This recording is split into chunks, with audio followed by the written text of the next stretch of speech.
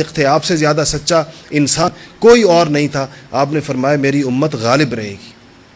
غلبہ میری امت کا ہوگا، قیامت تک ہوگا میری امت کا غلبہ. یہ امت پسپا ہونے کے لیے بھیجی نہیں گئی، یہ امت شکست کھانے کے، ہاں یہ کبھی ڈوبے کبھی نکلے، یہ صورتحال چلے گی.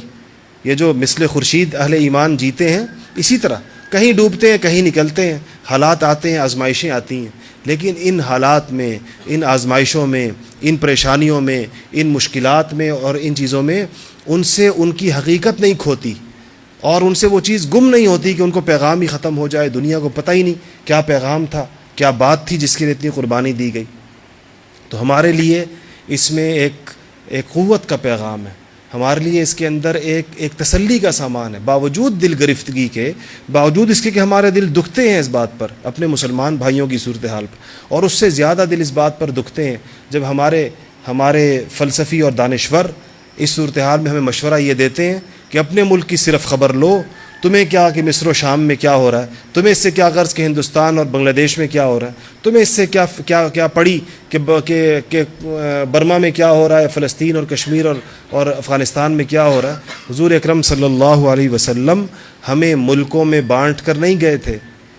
اور نہ ہمیں جغرافیائی سرحدوں کا پابند کر کے گئے تھے، آپ ہمیں ایک امت بنا کر گئے تھے، جسد واحد بنا کر گئے تھے، اور فرمایا تھا کہ اذا اشتکا بعض، اگر اس کا ایک حصہ دکھتا ہے، یہ امت ساری ایک جسم ہے، اس کا ایک حصہ دکھتا ہے تو سارا جسم دکھتا ہے. ایسا نہیں ہوتا کہ اگر آپ کی انگلی دکھے تو اس کا اثر فقط آپ کی انگلی تک محدود ہو، آپ سارے پریشان ہوتے ہیں. خدا نہ خواستہ آپ کی انگلی کو تکلیف پہنچ جائے تو آپ کا پورا جسم اس کو محسوس کرتا ہے اور وہ درد آپ کو ایک جیسا لگ رہا ہوتا ہے. یہ نہیں آپ کہہ سکتے کہ درد فقط محدود ہے اتنی سی جگہ پر، ایسے یہ ہو نہیں سکتا کہ امت کسی جگہ پریشان ہو کسی بھی خطے کے اندر اور باقی مسلمان بالکل ٹھنڈے پیٹوں چین کی نیند سوئیں کہ جی چونکہ ہماری اور ان کی سرحد مختلف، ہمارے درمیان بارڈر ہیں اس لیے ہمیں ان کی فکر نہیں. مسلمان ایسی امت نہیں، ہمیشہ مسلمان فکر کرے گا اپنے دوست، اپنے بھائیوں کی جو چاہے دنیا کے دوسرے کونے کے اندر رہتے ہوں، اور ان کی تکلیف پر اس کو دکھ پہنچے گا، اور جو اس کی جتنا حتی المقدور، جو اس کی استطاعت میں ہوگا، جو اس کی قوت میں ہوگا، جو وہ کر سکے گا وہ ان کی مدد کرے گا، وہ ان کے ساتھ کھڑا ہوگا اور وہ ان کے ساتھ اظہار یکجہتی کرے گا. وہ ان کو یہ پیغام دے گا کہ تمہارے بھائیوں نے تمہارے دکھ کو دنیا کے دوسرے کونے میں محسوس کیا ہے، تمہارے بھائیوں نے تمہاری تکلیف پر، تمہارے مسلمان بھائیوں کے دل دنیا کے دوسرے کونے میں دکھے ہیں اور وہ تمہارے ساتھ ہیں. اگر یہ ماحول نہ ہو اور اگر یہ چیز نہ ہو تو پھر تو یہ امت ہی نہیں. امت تو کہتے اس کو ہے کہ ایک ہوگی. تو اس پر الحمدللہ جو ماحول ہمارے یہاں دیکھنے میں آیا، ایسی بے حسی ابھی نہیں ہے. مسلمانوں نے محسوس کیا دنیا کے ایک کونے سے لے کے دوسرے کونے تک، اور جن لوگوں نے ان معاملوں میں چاہے وہ کتنے بڑے لوگ کیوں نہیں تھے، اگر انہوں نے اس معاملے میں ظالموں کا ساتھ دیا تو مسلمان علماء کا طاقتور پیغام ان کے نام گیا ہے. آج ہمیں وہ خط آیا جو امام کعبہ کو ہندوستان کے علماء نے لکھا ہے اور اونچے لہجے میں لکھا ہے کہ آپ حرم مکی میں کھڑے ہو کر ظالموں کا ساتھ دے رہے ہیں کیونکہ آپ کی حکومت ظالموں کے ساتھ ہے، ہم آپ سے توقع نہیں رکھتے. اور وہ خط عربی میں، اگر آپ لوگوں کو عربی آتی میں آپ کو سناتا تو آپ حیران رہ جاتے. انہوں نے لکھا یہ خط پورے ہندوستان کے علماء کی طرف سے آپ کی جانب، اور اپنی اس مایوسی کا اظہار کیا ہے کہ ہم لوگ ایسے موقعوں پر مظلوموں کے ساتھ کھڑے ہونے کی بجائے ہم ظالموں کی صف میں کھڑے ہو جائیں اور ہم مظلوموں کو دہشت گرد کہیں، نہتے مسلمانوں کو دہشت گرد کہیں جن کو ٹینکوں تلے روندا جا رہا ہے، جن کو گولیاں ماری جا رہی ہیں، جن کے بچے چھوٹے 3-4 سال کے بچوں کے لاشیں جنہوں نے اٹھائے ہوئے، ہم انہی کو دہشت گرد ہیں صرف سیاسی مفادات کی خاطر کہ ہماری حکومت نے چونکہ یہ کہہ دیا تو ہم بھی یہ کہیں گے. علماء کا یہ کام تو نہیں کہ وہ حکومتوں کے کہنے پر چلیں گے. تو اللہ کا شکر ہے کہ آج بھی امت کے اندر حالانکہ مراسم ہوتے ہیں، تعلقات ہوتے ہیں، ملنا جلنا ہوتا ہے ایک دوسرے کے ساتھ، اس کے باوجود یہ مراسم اور تعلقات اور یہ مختلف مجلسوں میں اکٹھا بیٹھنا جہاں علماء کو بین الاقوامی سطح پر، یہ اس بات سے مانع نہیں کہ ہمیں حق بات نہ کہنی آئے اور ہم حق بات کو کہیں نہ جو کہنی چاہیے اس موقع کے اوپر. اللہ کا شکر ہے امت کے اندر وہ لوگ موجود ہیں جو تمام نتائج سے بے پرواہ ہو کر سچ بات کہتے ہیں اور حقیقی بات کہتے ہیں، چاہے اس پر حکومتیں ناراض ہوتی ہوں، چاہے اس کے اوپر دینی یا دنیاوی اعتبار سے بلند عہدوں پر فائز کوئی لوگ بھی جن کے وہ ناراض ہوتے ہیں، حق بات کہی جاتی ہے اور مظلوموں کے ساتھ کھڑا ہوا جاتا ہے، مظلوموں کی صف میں کھڑا ہونا چاہیے اور ان ظالم کو روکنا چاہیے ظلم سے، جس چیز سے ہی بندہ روک سکے۔ اگر زبان سے روک سکتا ہے زبان سے روکے، زبان سے پیغام دے، ظالم کو یہ پیغام دے کہ تم تنہا ہو، تمہارے ساتھ کوئی نہیں ہے، اور اللہ کی پکڑ سے اس کو ڈرائے۔ ہاتھ سے روک سکتا ہے، ہاتھ سے روکے اس کو، لکھ کر روک سکتا ہے، قلم سے روکے اس کو، جو بھی جس طریقے سے بھی۔ بڑی بدبختی یہ ہے اور بڑی شقاوت یہ ہے اور بڑی اخلاقی گراوٹ یہ ہے کہ انسان مظلوم کا ساتھ بھی نہ دے، اس طریقے سے بھی نہ دے جتنا وہ دے سکتا ہے۔ تو الحمدللہ امت نے مظلوموں کا ساتھ دیا، مراکش سے لے کر انڈونیشیا تک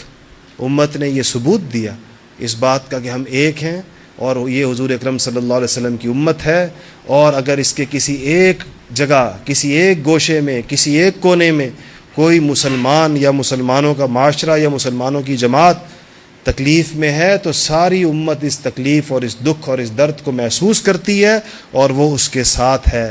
یہ جو طاقتور پیغام اس موقع کے اوپر دیکھنے میں آیا ہے، یہ حوصلہ افزا ہے۔ قربانیاں حوصلہ افزا ہیں۔ مظالم پر یقیناً دل دکھتا ہے، ظلم ایسی ایک چیز ہے کہ اس پر دل دکھتا ہے، مگر جو قربانی کو دیکھا جائے تو اس سے ایک امید پیدا ہوتی ہے کہ اس امت کے خمیر میں ابھی بھی وہ جذبے موجود ہیں جو قرن اول کے زمانے میں مسلمانوں کے اندر موجود تھے۔